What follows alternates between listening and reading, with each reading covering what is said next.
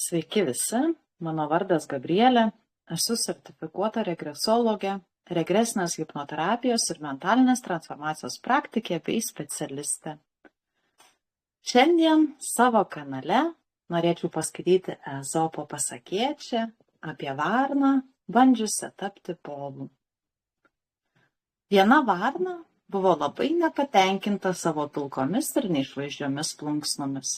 Ji pavydėjo visiems kitiems paukščiams, o labiausiai didingiems, spalvingiems povams, kurie išdidžiai vaikštinėjo karališkame sode, tviskėdami žaliais ir mėlynais atspalviais. Vieną dieną varna sode ant žemės pamatė daugybę gražių žėrinčių plunksnų, kurias povai buvo pametę. Varna apsidairė ir niekam nematant puolė jas rinkti. Ji kruopščiai įpynė šias nuostabias povų plunksnas tarp savo pačios pilkų, neišvaizdžių plunksnų ir pririšo jas prie uodegos. Apsitaisiusi svetimais rūbais ir jausdamasi neapsakomai graži, ji nusprendė, kad dabar yra verta kur kas geresnės draugijos nei paprastos varnos. Ji išdidžiai nuskrido į povų būrį ir pradėjo tarp jų vaikštinėti, kraipydama uodegą ir tikėdamasi, kad visi ją priims kaip savą. Tačiau povai iškart pastebėjo keistą įsibrovėlę. Vos jai prasižiojus ir išleidus šaižų kranksėjimą, apgaulė iškart išaiškėjo.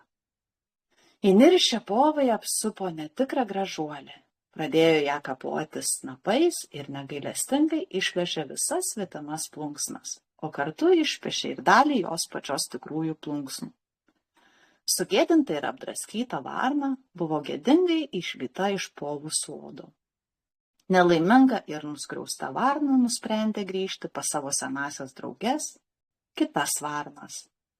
Tačiau jos, mačiusios visą šitą istoriją ir įsižeidusios dėl to, kad varna anksčiau jas paniekino, atsuko jai nugaras.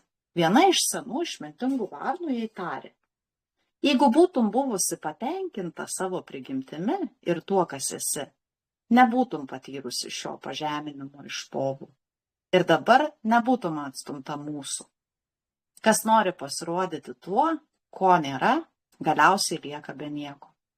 Ir pabaigai pridėsiu, jog rinkdamasi save, renkiesi kelią.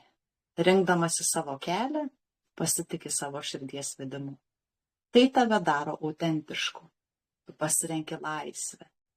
Kopijavimas irgi yra pasirinkimas. Tik reikia suprasti, kad kopijuodamas tu net kartosi svetimo širdies plakimu. Net kartosi svetimo kvėpavimo, balso tembro, energijos, vibracijos, to žmogaus patirties ir apskritai dažnio. Tu tik temdysi savo paties kelią.